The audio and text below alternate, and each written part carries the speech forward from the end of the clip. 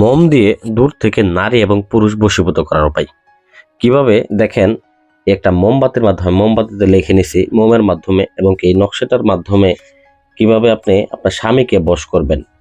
যে আপনার স্বামী আপনার কথা শুনে না, অন্য নারীকে পরকীয়া নিয়ে ব্যস্ত আছে বা অন্য নারীর পাল্লায় পড়েছে, বা আপনার স্ত্রী কথা শুনে না।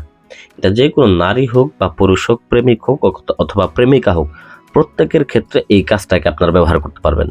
তো কিভাবে ব্যবহার করবেন পূর্ণাঙ্গ নিয়ম আমি এই ভিডিওতে বলেতেছি, ভিডিওটা না টেনে প্রথম থেকে শেষ পর্যন্ত দেখবেন। তো অনেকে আছেন আসলে ইউটিউবের কবিরাজ দেখে পাগল হয়ে যান, ছবি দেখে তারা শুধুমাত্র ছবি দেখে, আসলে ছবিটা তো ভাই আমাদের কাছ থেকে নিয়ে ওই ছবিটাও আপনার দিতে পারে।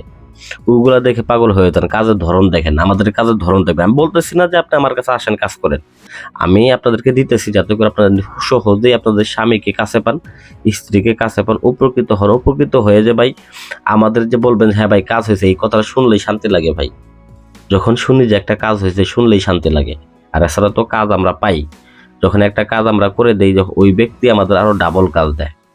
আর বিশেষ করে অর্থ সম্পদের দিক দিয়ে যখন একটা ব্যক্তিকে একটা কাজ দিয়ে খুশি করা হয়, ব্যক্তির অর্থ দিয়ে অনেকটা খুশি করে, এইটাও আমরা জানি।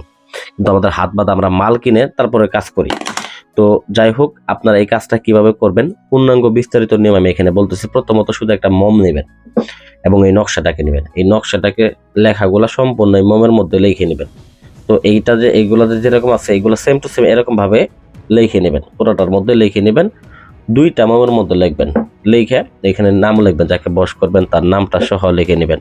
এটা আমি এখানে দেখেন নাম সহ লিখে নিছি, নাম সহ লিখে নিছি, আপনারাও নাম লিখে নেবেন।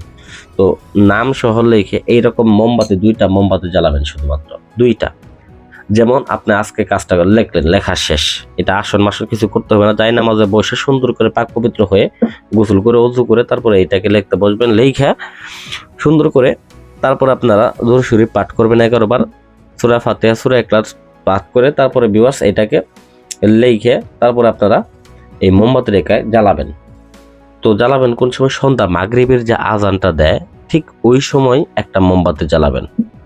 আবার ঠিক পরের দিন গিয়ে মাগরিবের যে আজান দেয় ওই সময় আর একটা মোমবাতি জ্বালাবেন। এই দুইটা মোমবাতি যখন আপনার পুরে শেষ হবে, যেমন দেখেন এই যে আমি এটাকে জ্বালায় দিলাম, বিশেষ করে এটা আমার কাজটা এখানে লেখাও শেষ, মন্ত্র দেওয়াও শেষ, প্রয়োগ দেওয়াও শেষ, এখন শুধুমাত্র আমি জ্বালাবো।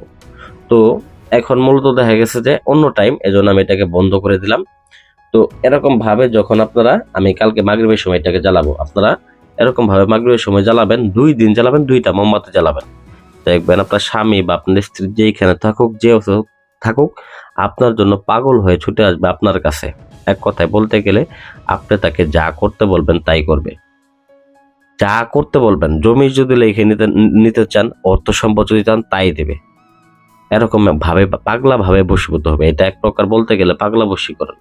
এটা অত্যন্ত পাওয়ারফুল। আশা করি ভিডিওটা ভালো লাগবে। ভিডিওটা যদি ভালো লাগে থাকে আপনারা অবশ্যই ভিডিওতে লাইক করবেন, চ্যানেলটা সাবস্ক্রাইব করবেন। ধন্যবাদ সবাইকে।